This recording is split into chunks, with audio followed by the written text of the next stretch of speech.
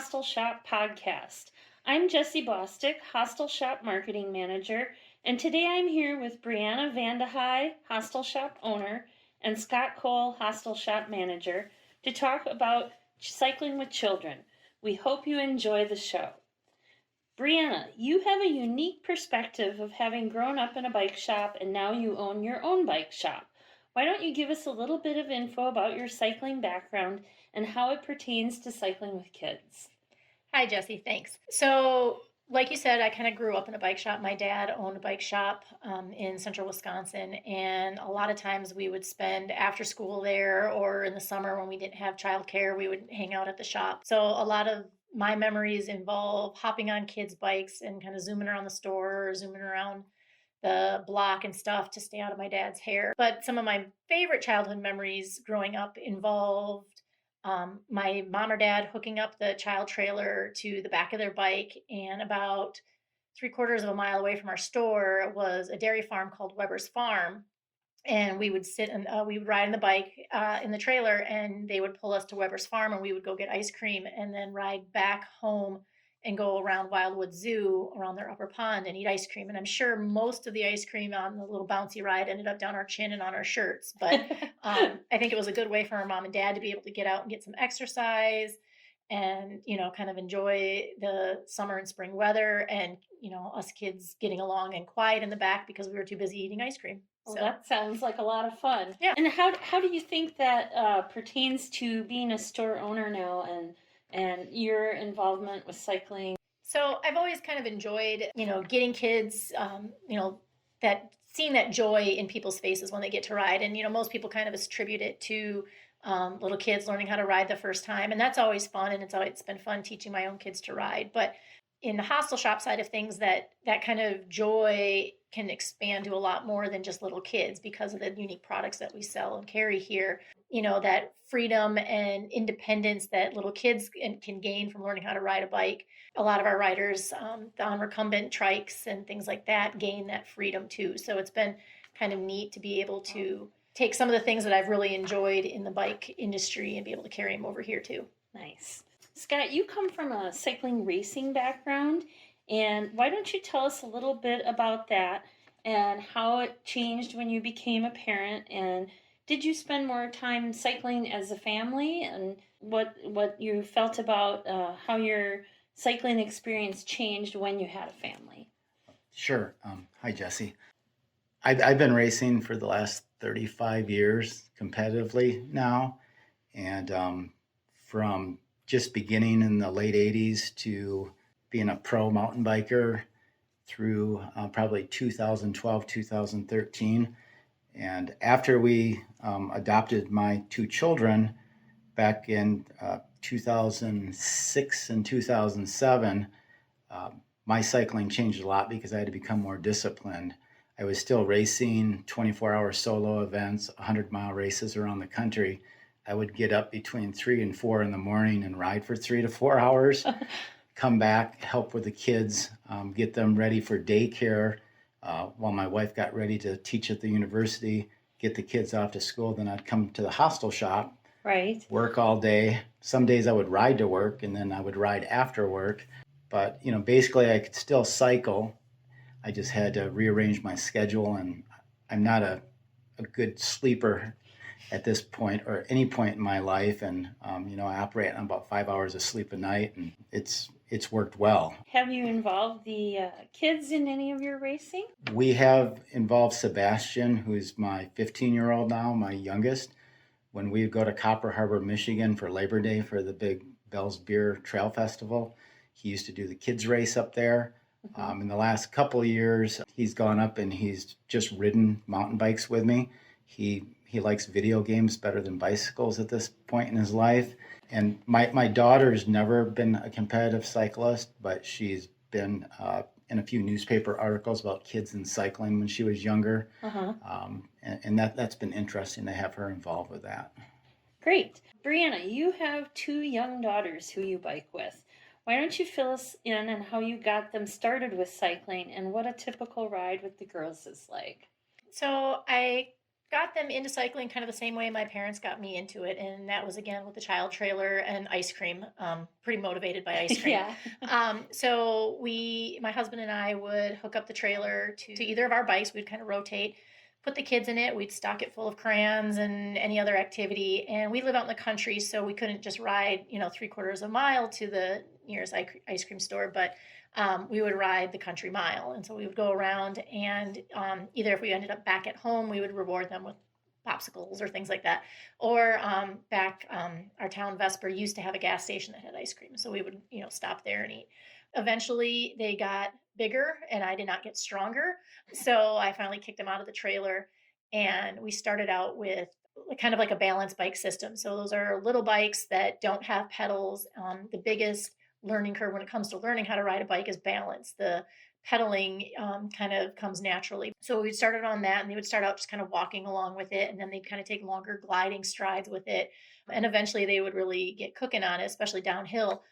And that was kind of how we started that. And once we saw that they were moving, pretty confident on those balance bikes, we then transitioned to something with pedals. So my two girls, neither of them ever used training wheels. Their confidence was really great. The thing that I like about teaching little kids how to ride is they seem to have a really good sense of neighborhood and direction because of these regular rides that I think when you're not doing those types of outdoor activities, kids maybe lose nowadays. Right. But yeah, so that's kind of how we started. We have the other thing that's really worked well, at least the last 2 summers, is my kids are a little bit competitive, A, with each other and B, with their friends. And they've started participating with me and my husband in the Pedal Point Rally virtual event. And so the last 2 years, I have challenged each of my girls to ride 50 miles in the month of June. And sometimes weather, plays into it and maybe it doesn't, we're not knocking out big miles a lot of times, but usually by the end of the month, the 2 girls are pretty competitive enough that we're doing 5 or 10 mile rides, once or twice a week. That's fantastic. Yeah. So that's kind of how, they've gotten excited about it. We're already talking about this year's virtual ride and they both think they're going to do 100 miles, but we'll see. I'd be happy with 50 again. Scott, your kids, as you mentioned, are teenagers now. What is your most memorable moment riding with your son or daughter when they were younger? I probably have a few. The first one is with me pulling the trailer bike with a Vita on it behind me and getting excited as a father. And I was only supposed to go around the block and I ended up doing 10 miles on the Green Circle Trail and making Vita probably hate cycling for her first ride ever. And also when we would go as a family, I would have Vita on the trailer bike and Sebastian, when he was 1 to 2 years old, he'd be in the Burley trailer. And the best memory is going down past the university and hearing his helmet get thrown out of the trailer and bounce down the concrete sidewalk. But yeah, it's real good. And we taught them both how to ride up at Washington School here in Stevens Point. They have a 1/4 mile asphalt track behind the school. And the kids got competitive in that too. Like Brianna said, with her 2 girls, they would see who could do the most laps. And sometimes we would do 20 to 30 laps plus until one of them got tired and just had enough of it. They got pooped out. They got pooped out. Those were some of the best memories. Fantastic. Brianna, what gear worked best for your kids when they were little? So my kids started out biking with us. I am about 6 months is kind of ballpark about when my youngest started riding with us. My older child was already almost a year before she started riding, just based on the timing of the seasons and their ability to hold their head up and things like that. So at 6 months, we got them into the child trailer. And there's different requirements that you have to pay attention to there. Can the child hold their head up? Can they sit in the seat and be buckled without slouching all the way down, and how the straps are? So we were kind of paying attention to that. But yeah, so making sure that we had a toddler size specific helmet that would fit them to make sure that it covered the back of their head. And then the child trailer and snacks were kind of our main things for the first, 3 years ish of riding with kids. As they got out of toddlerhood, we knew we upgraded their helmet to a youth size, again, to make sure that it was fitting them properly. And then started doing the balance bike. Those are about 12-inch wheel, 16-inch wheels next. Once I kind of rewarded my kids that once they got into the, pedal bike without and not having to use training wheels, they each got their own little bell or a horn on it. That's always fun. It's always fun until you're riding with them for hours on end, and then you kind of wish it would break. But both girls, there's little, they see mom wearing her biking gloves, and so they wanted biking gloves too. So they each have little short fingered padded biking gloves. And this last year, my mom actually found them a riding kit. So padded shorts and a little jersey. So they look pretty hardcore when they're out trying to do their miles for the rally. Each kid kind of has their own different, needs, but that's what's worked for our kids. Fantastic. Scott, you currently work with the Central Wisconsin Youth Mountain Bike Club, teaching mountain bike techniques to kids out at Standing Rocks County Park. What ages do you work with, and what does that entail? We're actually starting tonight. We have our informational meeting. We work with kids age 7 to 17. This program is in its third year. In the first 2 years, we've had anywhere between 30 and 50 kids, and the max amount of kids that we take in this program is 60. It's basically a feeder program for the NICA, National Interscholastic Association of High School Mountain Biking, which is a big league right now, and we have over 1,000 high schoolers in that in Wisconsin. But we're trying to keep the kids active and outside during the summer. And what we do, we have, when we start, it's an 1.5-hour program every Tuesday for 2 months. We start off with a short warm-up ride. And then once we get all the kids back after the warm-up ride, we divide up into what wheel size bikes they're on. And then we have a lesson plan that runs for about 15 to 20 minutes, teaching them everything from proper body position, how to use the brakes properly, how to shift. And that's real important, because once we get that down, then we can venture out more. After we get done with the lesson plan, we have a fun game that we do, mountain bike limbo. We play mountain bike soccer. There's a tag game. There's all sorts of things we do. And then for the last 20 minutes, we free ride, where we divide up with the coaches and we take the kids out for 20 minutes of riding on the mountain bike trails at Standing Rocks. And we actually are getting a lot of the parents that come to this involved too, because for the first 2 years, the parents come with bikes that aren't really ready for the mountain bike trails at Standing Rocks. Second year they come, they actually have a real mountain bike. Fantastic. And they want to help more. They want to help us with, being either a kind of a trail person with our groups, because you have a leader, then somebody trailing the kids in case they have problems.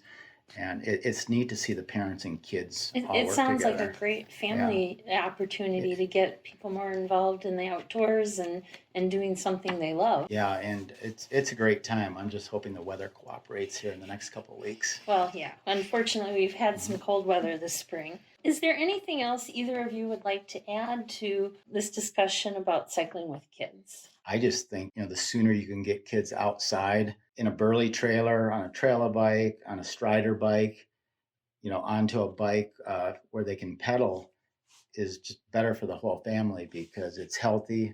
It teaches them good habits, and it's fun. Yeah. Yeah. The only thing I would say is, when you're getting started out riding with kids, you're going to spend more time getting them ready, kind of like getting ready to get them outside for snow. You're going to spend a lot of time getting them, making sure that their tires are pumped and that your stuff is ready and they have their water bottles and their helmets. You may spend more time prepping than actually riding, but it's best, make sure that you're setting realistic goals for yourself on what the objective of the ride is. Is the objective of the ride just to get the kids out there and have fun, versus logging a certain amount of miles or a certain amount of time? Because if you do make it a little too rigid and you push them too far, too fast, you might, actually end up discouraging them in the long run. So just kind of, set the bar low, Just have fun. have fun. Yeah. Yeah. The saying for us adults right now is smiles, not miles. Exactly. I think that's a great thing to keep in mind when you're working with kids. Thanks for listening, everybody, and we hope you enjoyed the show. If there are any topics regarding cycling that you would like to hear us discuss in the future, please leave us a message in the comments below. If you liked this podcast, don't forget to give us a thumbs up and subscribe to our YouTube channel, and visit our website in the link below.